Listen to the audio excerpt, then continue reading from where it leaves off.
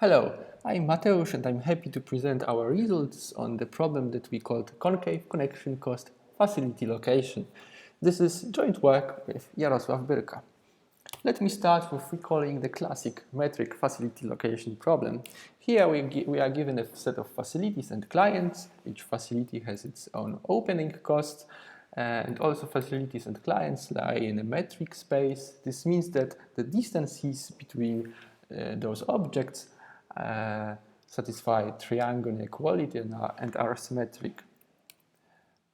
In the problem, we want to open a subset of facilities and then connect all the clients to the closest opened facilities.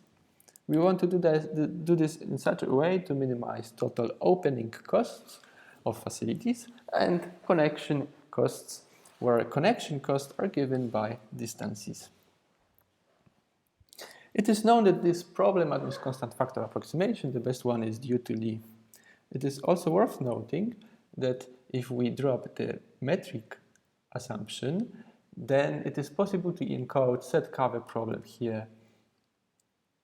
This means that for constant factor approximation, the metricity is important. Now let me define our problem. Our problem is called non-decreasing concave connection cost facility location, NCC FL in short. In this problem, we have the same setup as for the facility location problem. However, additionally, each client has its own non-decreasing concave function gj. The role of this function is to map the distances to costs. Each client can have a different non-decreasing concave function. The goal is again to open a set of facilities in such a way to minimize total opening cost and connection cost. But here's the difference. The connection cost is a sum of values of the functions of the closest distances. What is the motivation for studying this problem? So, first observation is that, why concavity? First observation is that arbitrary function g, if we allow arbitrary function, then it is possible to encode SIRPFL. The metricity of d is not helpful at all. Therefore, we have to have some assumption on g. It turns out that even if g is concave, then the costs defined by those functions, even if d is metric, then these costs are not necessarily metric. The triangle inequality is not necessarily not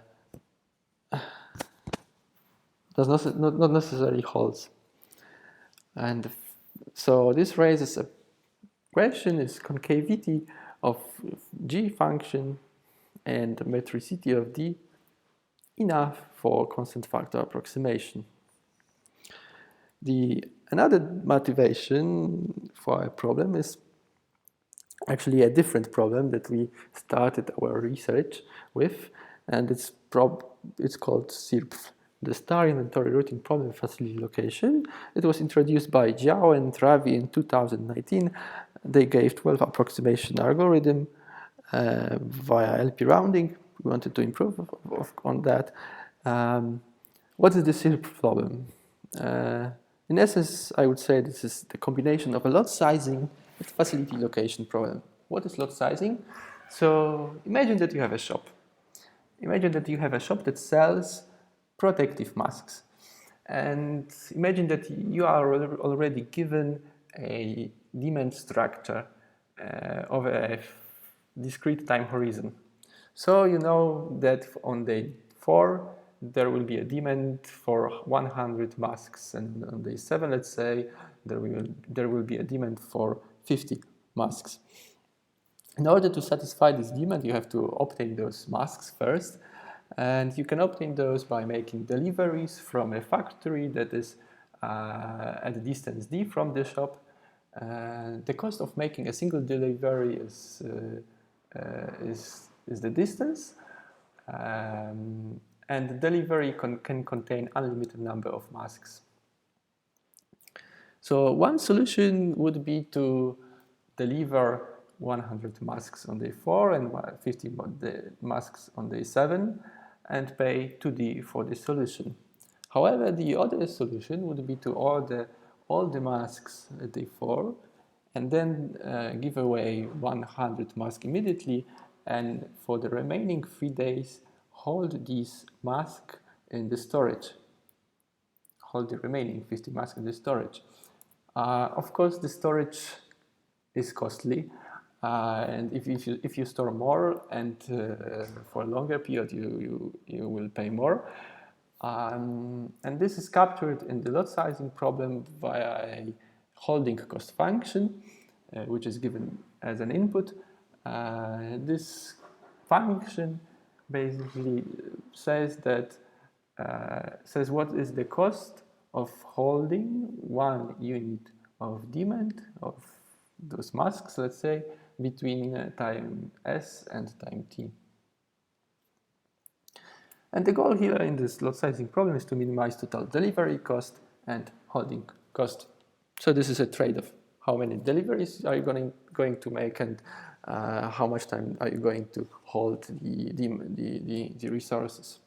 And it is well known that this lot sizing problem is solvable in polynomial time to optimality. So this is lot sizing. So how the SIRP problem can be now defined. So again, we have an instant of a facility location. And now to combine it with lot sizing, you say that all the clients are different shops. Each client has its own demand structure and its own holding cost function. And the facilities are possible locations where you can put factories.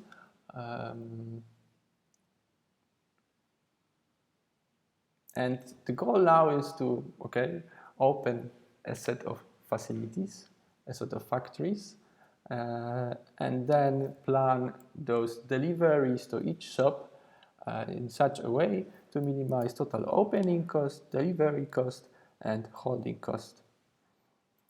It is easy to see that the important decision is this first decision, which facilities to open. If we already know which facilities to open, then all the remaining schedule of deliveries can be computed to optimality. So I said that this problem was a motivation for our NCC problem. Why is it a motivation? Well, simply there exists a reduction from the SIRPFL problem to NCC FL problem. And to see that, what you do, you consider a client J, and you define a function J as a function that computes the costs of the lot sizing instance with the distance to the factory being d. So for each per client facility, you can compute this value of the optimum value of the lot sizing instance and define this function g. And hence you can forget about those shops and demands. You are left with an instance of on NCC FL. The remaining thing is to show that this function g is indeed convex and non-decreasing, but it is a simple task, and I will not discuss it here. So what it remains is to answer the question how to solve NCC FL. And the short answer would be that NCC FL is essentially facility location with penalties. And to see that,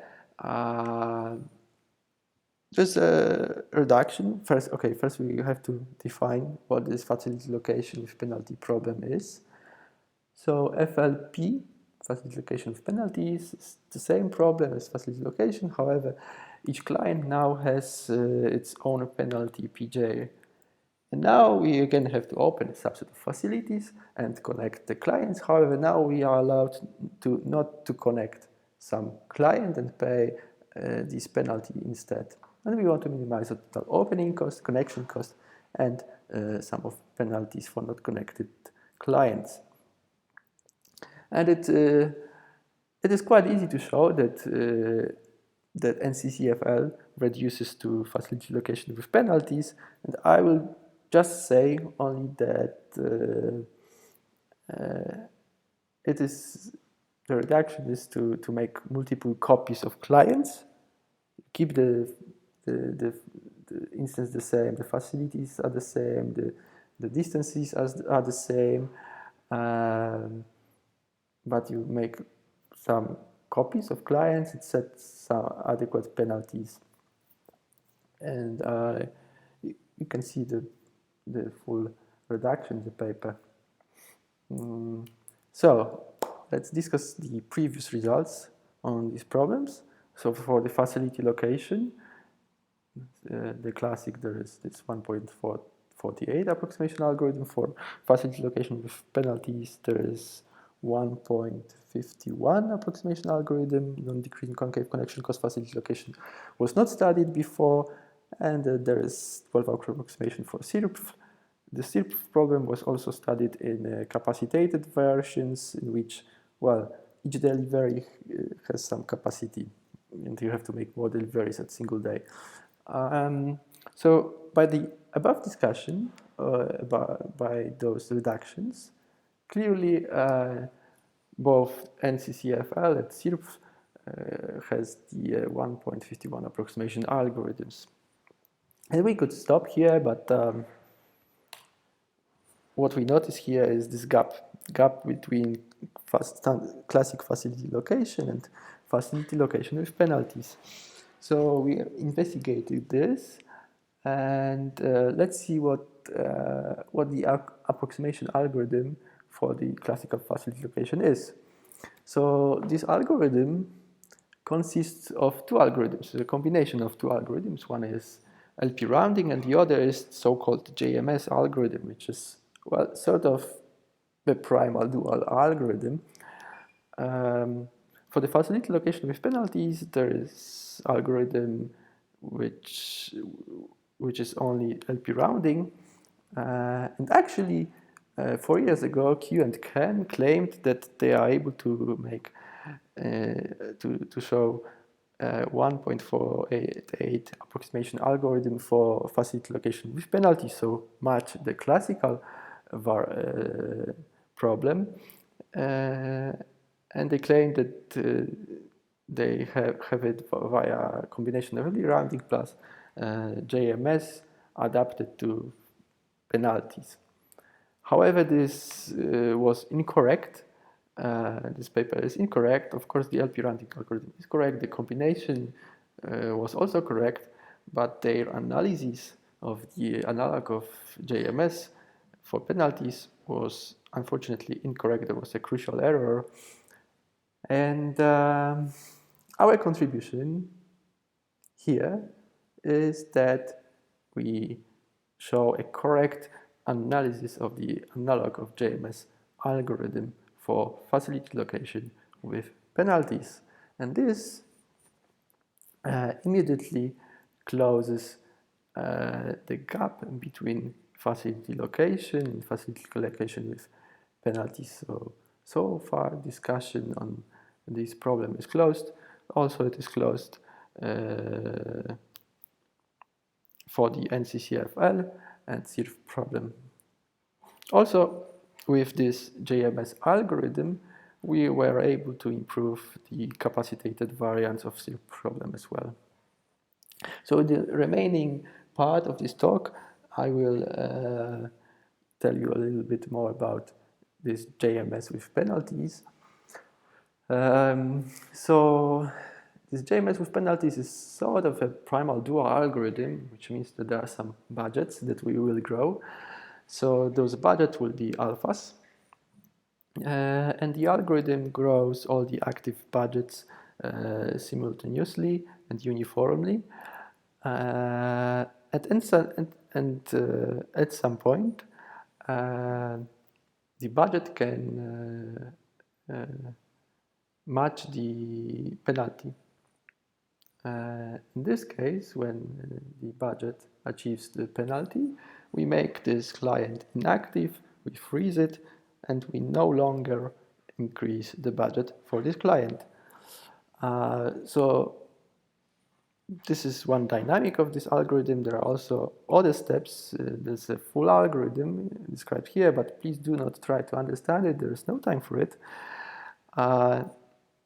For this presentation, it is enough to remember that the cost of this solution produced by this algorithm is sum of dual variables. And now the analysis, how to, even though we don't know the algorithm, we try to analyze it.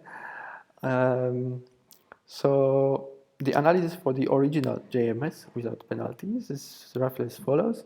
Take the optimum solution and take the facility of an optimum solution. This facility and the optimum solution is connected to several clients, let's say K clients. Those K clients are the closest. The facility F is the closest for those clients. Let D be the distances, and here alphas are the budgets of these clients. This alphas comes from the algorithm. And now JMS is analyzed using a cool technique that is called factor revealing LP, in which you try to write a linear program that somehow computes your approximation factor. So the objective function you write in such a way that it is an approximation factor. So indeed, the denominator is sum of alphas here, so it is cost of the solution. Okay, restricted to this star, to this single facility, but there's some detail. And the denominator is f plus sum of these, which is the cost of this star in the optimum solution. So indeed, this is the approximation factor, at least for this star. And then we have to write some constraints that follow from the algorithm. And for the JMS algorithm, it is important that we start with defining a good ordering, and this ordering of variables of the clients is by the budgets. If you do this and then derive, then you are able to derive more constraints that are valid. And Q and Kern tried to do this for facility location with penalties, the same kind of analysis, also with this same ordering. However, they failed. It seems that this ordering does not work for facility location with penalties. So what we did, we replaced this ordering by different ordering. We order by some artificial variables, we call them TJ, that are defined as follows. Maybe let's not try to understand this definition here. Let's maybe show it via this picture. So, okay, how we define TJ? So basically TJ are similar to the budget. We grow them simultaneously in the same way as alphas, right, like here. However, at some point of growth, the alphas get freezed because they reach penalty. And in this case, alpha is freezed, but the TJs, our artificial variables, we keep increasing them more as the algorithm progress. So TJs are always at least alphas. And we stop growing those artificial budgets TJ at the earliest time when there is an open facility. So TJ is basically the time when the client would connect to open facility if there wasn't any penalty for this client. And now it is easy to see that alphas can be defined as minimum TJ, PJ. And now if you start writing your program by making this order by those TJs, then it turns out that all the constraints are valid. Your program is valid. Of course, this is not the end of the story because this is no longer a linear program. Observe that there are minimas. There's a minimum in the objective function, for instance. So we have to get rid of it. Fortunately, it is possible to bound this program by a linear program that is of the same form as the program from the original JMS for classical facility location problem. However, it's different, larger k value, but this is not a problem for the analysis. And all in all, we are able to by this argument show that JMS for a facility location with penalties obtains the same approximation guarantee as the classical JMS for facility location problem. And this implies that there is 1.48 approximation algorithm for facility location with penalties. Again, by those previous reductions, we have the same result for NCC FL, SIRPFL, and also we are able to improve approximation algorithm, approximation factor for SIRPFL problem in the capacitated versions. Thank you very much.